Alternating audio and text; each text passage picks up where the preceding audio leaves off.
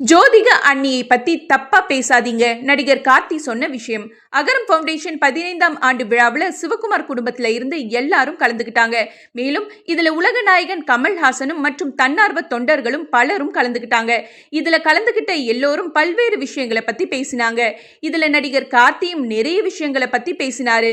ஆனா அதுல ஒரு விஷயம் குறிப்பிட்டு சொல்ற மாதிரி அவருடைய அண்ணன் சூர்யாவோட மனைவி நடிகை ஜோதிகாவை பத்தி பேசினாரு. அது என்னன்னா, அகரம் ஃபவுண்டேஷன் ஸ்டார்ட் பண்ண புதுசுல அண்ணா பசங்க படிச்சுட்டா போதும் அப்படின்னு சொல்வாரு.